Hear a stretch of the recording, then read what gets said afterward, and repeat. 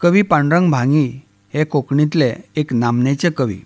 दिश्टावो 1972, अदृश्टाचे कळे 1982 आनी चाफेली सांज 1997 हे तांचे 3 कविता संग्रह उजवाडाक आयल्यात. ते भायर ऑस्कर वायल्ड, सोफोक्लिस, रविन्द्रनाथ टागोर हांच्या नाटकांचे तांणी कोंकणी अणकार केल्यात. कोंकणी शब्दसागर ह्या कोशाचें तांणी संपादन केलां. चाफेली सांज ह्या तांच्या कविता संग्रहाक केंद्रीय साहित्य अकादमीचो पुरस्कार फावो जाला. कोंकणी काव्य परंपरेच्या मळार पांडुरंग भांगी हांचे कवितेन आपली वेगळी मोहर मारल्या.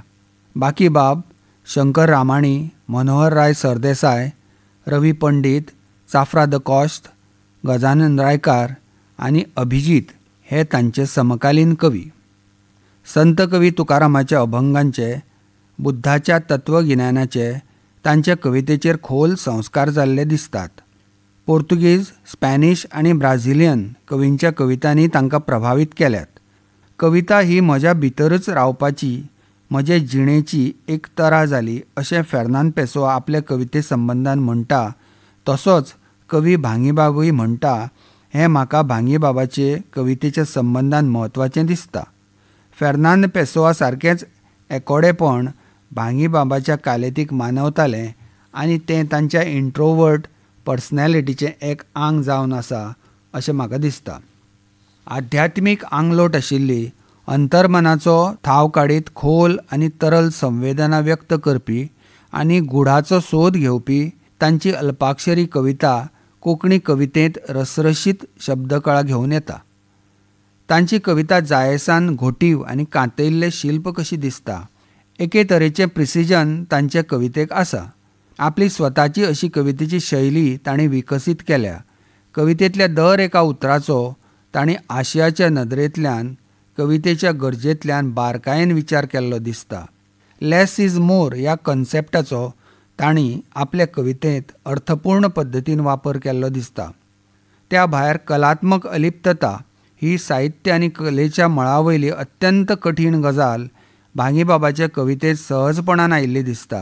होंवरी, सावळी, काळोख हार जावन तुज्या सुकुमार दोळ्यांत, गांव सोडून वचूं नाका, शहर वाडत वता, उतरां येतात रुजून, ब्रह्मांडाचो भोगी, झाड, लख्ख उजवाडलें ह्यो तांच्यो कांय उत्कृश्ट कविता आसात. कवी पांडुरंग भांगी हांच्यो कविता वाचतना सगळ्यांत पयलीं जाणवता ती स्वची जाणीव. स्व म्हणल्यार हांव, स्व म्हणल्यार स्वत्व आनी सत्व, स्व म्हणजे आत्मभान. ते नदरेन ही कविता आत्मनिश्ठ, स्वताच्या अणभवां कडेन प्रामाणीक. तांचे कवितेंत हांव, म्हजें, म्हाका हांचे जे वैयक्तीक संदर्भ येतात ते स्वताचो अणभव प्रखरपणान व्यक्त करपाक. देखून भांगीबाबाचे कवितेचो आमी बारकायेन विचार केल्यार हो स्वचो संदर्भ तांचे समग्र कवितेंत आयिल्लो दिसता आनी तोच तांचे कवितेचो स्थायी भाव जावन आसा.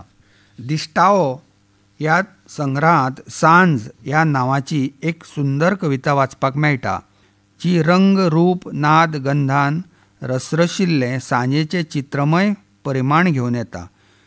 चौखुऱ्यांच्या गळ्यांतली घांट अशी एक सुकुमार सांज, जीव ओडीन हांबेता पयस माडांचे बांद, मळब रंगांचो नाच, वाट भिंगांचो साज, तळ्यांत चाफ्यांचो वास, परमळ्ळो श्वास. तशीच होंवरी ही कविताय पळोवपा सारकी आसा.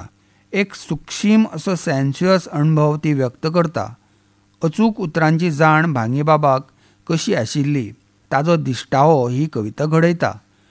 ती अशीच नित्य वेश्टल्ली, मनतृप्त चिप्प भिजिल्ली. तो भोगी, खिणाक खिणाचो प्यासी, ती म्होवी मोनेळ खुणेची होंवरी. दिश्टावो, अदृश्टाचे कळे आनी चाफेली सांज ह्या तिनूय संग्रहांतल्या कवितांचो बारकायेन विचार केल्यार अदृश्टाचे कळे हो तांचो कविता संग्रह मॅग्नम ओपस म्हणपाक येता. खुबूच सुंदर आनी अर्थगर्भ कविता ह्या संग्रहांत वाचपाक मेळटात. ह्या कवितांनी आयिल्ली प्रतिमासृश्टूय कोंकणी कवितेक अनवळखी आसा. देखीक भांगीबाबाच्या कांय कवितांतल्यो ह्यो रसरशीत प्रतिमा पळया. दिश्टाव्याची बाधा कुडीच्या अवसरा, विखाराचो दंश आयलो आतां फुलारा, दर्याळ दोळे जावन येतात वाऱ्यान भरलेलीं शिडां, कुपांचें एक झाड वयर उफेवन आयलां, ताज्या दोळ्यांतली वाट सवण्यांचें गीत जालें, रातीच्या कुसव्यांत ताणें दिसाची वात रोयली, गळे रगता थेंबे तांचीं उरलीं पिसोळीं, काळखांतल्यान काळखा कडेन वतात सुर्याचीं हीं पिलां, थांग अथांगाचे देगे फुल्ले अरुपाचे कळे, श्वास उस्वासूय आतां पिसोळ्यांचे तुरे, अशीं अदृश्टाची मालीं रगतांत लागलीं खेळूं. अत्यंत तरल आनी अव्यक्ता कडेन झोपय घेवपी प्रतिमा तांणी कोंकणी कवितेंत हाडल्यो. कवी पांडुरंग भांगी आनी कवी शंकर रामाणी हे खऱ्या अर्थान समकालीन कवी आशिल्ले. दोगांयचे सभाव आनी काव्यवृत्ती बऱ्यो जुळटात. तांणी कोंकणी कवितेंत अंतर्मुखी कवितेचें दायज निर्माण केलें आनी हें कवितेचें दायज तांचे उपरांतचो सर्जनशील कवी माधव बोरकार आज समर्थपणान मुखार व्हरतना दिसता. वयर वयर पळोवपाक गद्य सदृश्य दिसपी कांय कविता कवी भांगीबाबान बरयल्यात, पूण तांचें अंतरंग पुराय काव्यात्म आसा. निखट्या तरल संवेदनांच्या बळार लेगीत भांगीबाब कवितेक काव्यात्म उंचायेर व्हरपाक यशस्वी जातात. देखीक अदृश्टाचे कळे ह्या संग्रहांतली 16, 34 आनी 52 नंबरची कविता आनी चाफेली सांज हे संग्रहांतली माती ही कविता. ते नदरेन अदृश्टाचे कळे ह्या संग्रहांतली 34 नंबरचे कवितेंतल्यो ह्यो ओळी पळयात. कवी म्हणटा, म्हजी माया आसा पुर्विल्ल्या गडांचेर, तांच्या निखळलेल्या चिऱ्याचेर. हे चिरे गवाय जाल्यात राणयांच्या अर्दुकुटेच उरिल्ल्या उम्यांचे. हे चिरे गवाय जाल्यात राणयांच्या रंग म्हालांतल्या कारस्थानांचे. हे चिरे गवाय जाल्यात राणयांच्या होळयल्ल्या गर्भांचे. हे चिरे गवाय जाल्यात बळान भश्टिल्ल्या आंकवारीचे. एखाद्या इतिहासीक नाटकांतल्या स्वगता सारक्यो ह्यो ओळी भांगीबाब बरोवन गेल्यात. 3 चरणांची ही कविता आनी प्रत्येक चरण म्हजी माया आसा ह्या उतरांनी सुरू जाता. हें रिपिटेशन ऑफ सेंटेन्सीस जेन्ना एखाद्री गजाल कवीक ठासून सांगपाची आसता तेन्नाच येता. पयल्या चरणा कडल्यान दुसऱ्या आनी तिसऱ्या चरणा कडेन वतना तर म्हजी माया आसा हें ओळीचें रिपिटेशन सतत वाडत वचून प्रत्येक ओळींतल्यान रिवर्बरेट जावंक लागता. म्हजी माया आसा ही ओळ वाचतल्याच्या मेंदूचेर एक सारकी घणाघात जाल्लेवरी आदळत रावता आनी तातूंतल्यान एका चिरेबंदी गडाचें चित्र वाचतल्याच्या दोळ्या मुखार उबें जाता. ह्या गडाच्या निर्जीव, अचेतन आनी निबर चिऱ्यांक लेगीत कवी सचेतन करता आनी तरल संवेदनांचें अनोखें परिमाण दिता. हे कवितेचो दृश्यबंध लेगीत कवीन एका गडाचे रचने प्रमाण केला, जंय पूर्ण विरामा सारके विरामचिन्नूय ओळींच्या मदीं येता आनी आशयाचे गरजे प्रमाण ओळी तुटनात. अशे तरेचें दृश्यात्मकतेचें परिमाण आशिल्लें गद्य सदृश्य कवितेची शैली कोंकणी कवितेंत अभावानूच दिसता. चाफेली सांज हो भांगीबाबाच्या तिसऱ्या आनी निमाण्या कविता संग्रहांत आध्यात्मीक वळणाच्यो अत्यंत तरल अनुभूती व्यक्त करपी कविता आसात. सर्जनशीलतेच्या संदर्भात सर्जन आनी मरण ह्या दोनूय घटकांच्या मदल्यान तांची कविता वाट चिरीत गेल्ली दिसता. ह्या कवितांचेर सर्जनाचे उत्कटते बरोबरूच मरणाची दाट सावळी पडिल्ली दिसता. अनवळखी जिणे वाटेर हांवूय एक अनवळखी, उक्ते दोळ्यां दिवे तरी उमाशेची काळखी अशी उन्मनावस्था कवी अणभवता. कवीक मरण दोळ्या मुखार दिसता. जिणेंतल्या शुन्यत्वाचो खोल स्पर्श तो अणभवता. कवितेची वाट चलता चलता शाश्वताचे भेटेक हाडूं खंयचे अमृताचे कळे, भोगीतूच जियेता मरणाचे सुवाळे अशी रितेपणाची अवस्था तो अणभवता. जिणेंत आयिल्लीं खर दुख्खां, निर्शेणी, वाट्याक आयिल्लीं अपेसां, एकटेपण, अपमानास्पद वागणूक, उवेखणी, दुशणां ताज्या काळजांत कल्लोळ उठयतात. कवी अस्वस्थ आनी असहाय्य जावन उद्गारता. काळोख हार जावन विळखे घाली घालीत सगळ्याक गिळीत चल्ला. प्रेशीत आतां येवपाचे नात. तांचे मार्गच बंद जाल्यात. देवळांतले देव पाशाणांतूच घुस्पल्यात. आज कोणाक कोणाचेच पडूंक ना. किड्यांचीच जीण आतां किड्यांच्याच हातांत उरूंक ना. कवीचो भौतीक जगाचेर मातूय भरोसो उरूंक ना.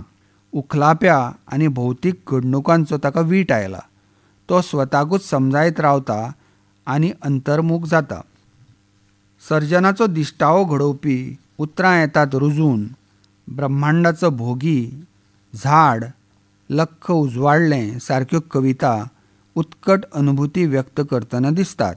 रसरशीत शब्दकळा आशिल्ल्यो ह्यो आशय संपन्न कविता समग्र कोंकणी कवितेंत आपलें वेगळेपण पडबिंबीत करतात. ते नदरेन उतरां येतात रुजून ही सबंद कविताच वाचपा सारकी आसा.